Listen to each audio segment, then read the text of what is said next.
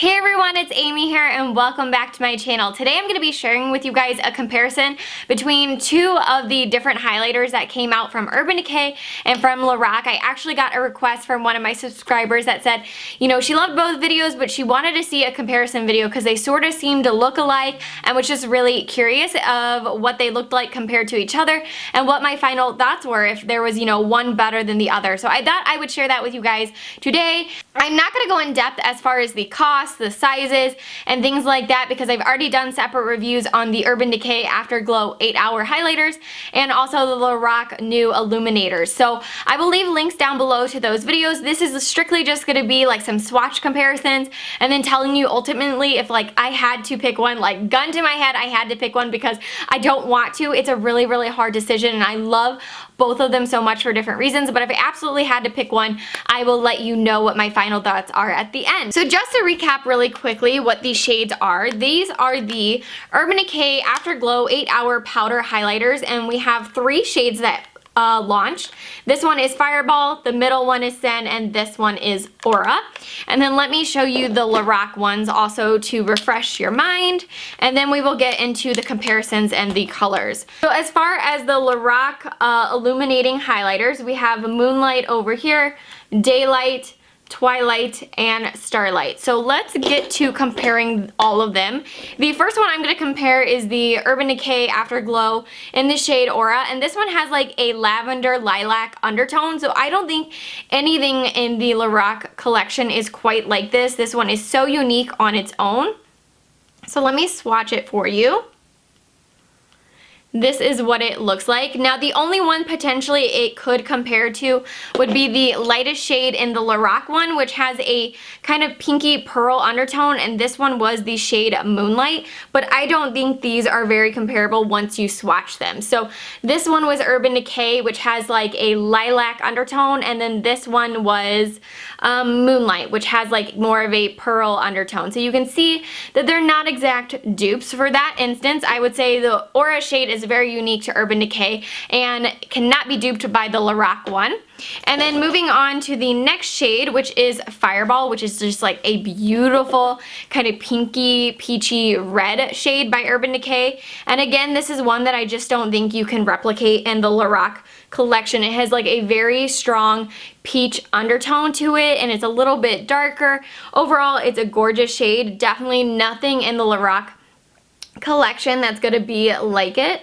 So here we go, you can see now the beautiful color. So then the last one in the Urban Decay collection is the shade Sen, and this is what I think sparked my subscribers' interest, that this looked very similar to some of the Lorac ones. So again, this is the shade Sen, which has like a very golden yellow undertone to it. So here it is swatched. So then let me start swatching some of the other 3 shades from Lorac. The one that I think it's going to be closest to is Starlight. So here is what Starlight looks like. However, I think Starlight by itself has like a little bit more of a white undertone, whereas the Urban Decay one has a little bit more of a golden undertone. Now I will compare the Sin shade by Urban Decay to the more golden shade by Lorac, which I believe is Daylight. Yes, so this is this one now, which has more of a golden undertone.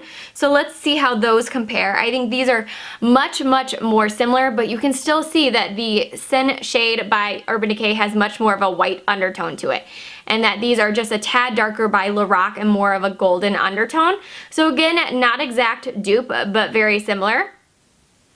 So then the last one to compare the Sin shade from Urban Decay to in the Lorac collection is Twilight, which has more of a bronzy undertone. So these are definitely not going to be similar. You can tell this one is much, much darker and definitely much more bronzy. So I'd say that actually out of all the Urban Decay ones compared to Lorac, nothing is an exact dupe. So I would say overall the Urban Decay highlighters, especially in the Sin shade, are not exact dupes from the Lorac collection. However, if you're looking at Sin but wanted them in the Lorac, the closest ones are going to be Daylight, which is this one, which has more of a gold undertone, and then Starlight, which has more of a white undertone. So you guys can see up close how they kind of look a little bit similar.